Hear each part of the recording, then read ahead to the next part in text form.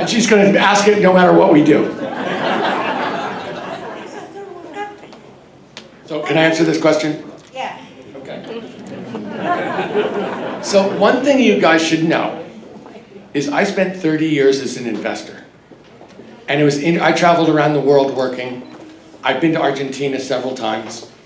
And one of the things you have to know about an international investment is this. If I go to Peru and I invest in the best company in Peru, and Peru does terribly, I'll lose 90% of my money. So you have to understand what makes countries work.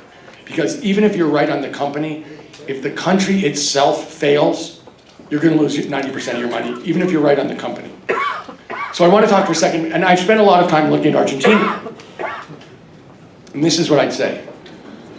I am in favor of having college be affordable for every single American kid. I am in favor of healthcare, affordable healthcare as a right for every single American person.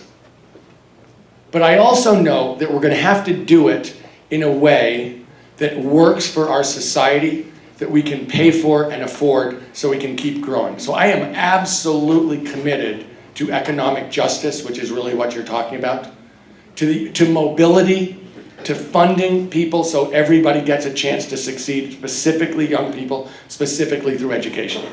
I'm completely committed to that in terms of prosperity and justice. But I also know that everything we spend here, we can't spend here. That's why I brought up the point about defense. If we spend $1 trillion in Afghanistan, which we've done, that is $1 trillion we did not spend in Las Vegas, Nevada, in schools. Just so you know. So every single, these guys always bring this up like, what are you against defense? And it's like, I'm not against defense. But you don't do your defense budget in a vacuum, how much you want to spend on defense.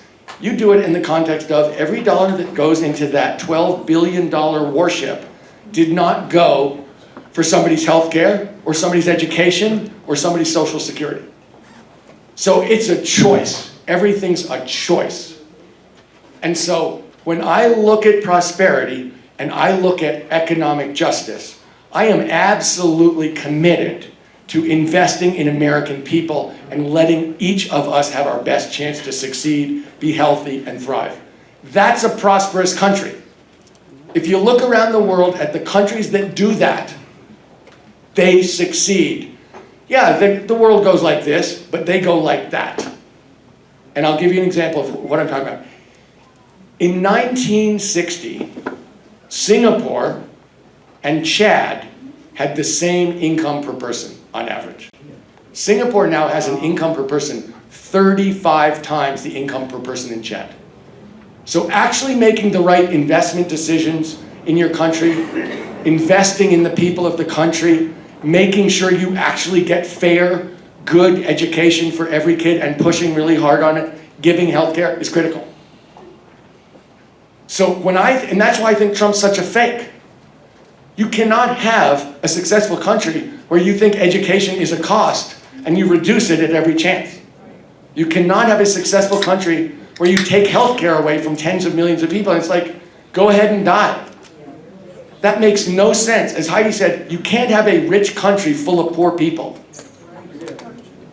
So when I think about what we're doing, my whole goal in this is to support Americans, to invest in Americans. I am looking at a country, look, I've gone around this country full-time for 7 years to meet people like you.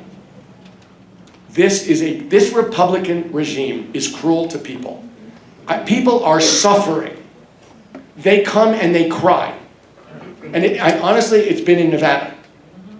I have seen working people here describe what they get paid, how they try and live on that, what kind of work conditions they work under, 2 jobs, the whole thing. It's all across this country. And it's absolutely unnecessary. Everything is complicated. Everything is, what is your program for this and your policy for that? It's not that complicated. They want to cut taxes on rich people and corporations, and as a result, we don't have health care. We don't have adequate schooling.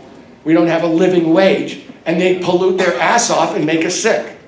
It's not that complicated, but it is something that is heartbreaking. And she said, every day, somebody comes to the door and we get in a conversation and they start crying, talking about what's going on in their life, and then I start crying, listening to what's going on in their life. That's what's going on in America today, is cruelty to American citizens by a government that is heartless and really wrong. That's why I'm running, is take back this government and have it try and serve you guys, not corporations.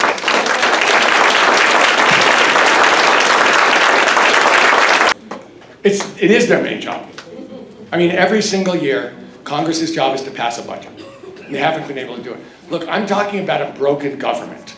And I'll describe something that, to me, proves we have a broken government. And that's this. We have about 3.5% unemployment. So we have full employment. We have a fairly slow-growing economy. We have $1 trillion deficit. You know, normal countries that have governments that function realize that when you have 3.5% unemployment, which is full employment, you should be saving up for the rainy day when something will go wrong.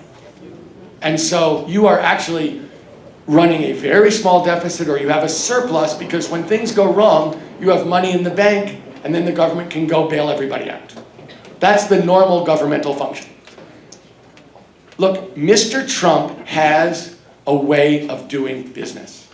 And he's done it his whole life, which is promise a lot, borrow a lot, go bankrupt, walk away. I mean, we're in Las Vegas, Nevada. He went bankrupt owning casinos. We're in Las Vegas. How do you do that? You set the win ratio. How do you go bankrupt? It's amazing. And we are his latest casino. How do you take the United States of America and go bankrupt? That way. This guy's a fake. He has no idea what creates prosperity for the people of the United States. He absolutely doesn't know. He overpromises, he overborrows, he goes bankrupt, and he walks away and blames somebody else. And we have a broken government, honest to God. Hi everyone, I just want to let you guys know that this is going to be the last question, okay? What? I'm sorry, Tom. Hello, Tom. Hey. First off, you got my support. Thank you for being here this evening. This is my, as we all know, it's a divided government right now, and it's been a divided government for years. But especially over the past 8 years, or 12 years almost, when Obama took office. So when Obama took office, they said, we're not going to work with you. We're done. So nothing was passed because of it. Where are you going to come in to be able to bring the country together? That's the most important thing. We're a divided country. We'll eventually collapse if that's not fixed. So, what's your name, sir? Chris. Chris, nice to meet you. It's absolutely true. We're in a level of hyper-partisanship. And there's no question about it. And I think everybody in the Democratic Party is very upset about it. And there's a sense that somehow we need to reach across the aisle. And let me just say this. I'm not one of those guys. I look at what happened with President Obama, and the first week he got elected, Mitch McConnell said, my job is to make sure he doesn't get reelected. He did not say, my job is to do right by the people of the United States. He did not say, my job is to work with President Obama and make sure that we pass legislation that helps 300 million Americans. He said, no, my job is to make sure a Democrat doesn't get reelected, especially a black one. So that's my first point. President Obama tried. He never got a deal. I looked at the deals he was offering, and it was like, are you kidding me? You're offering that? No one ever met him on the other side.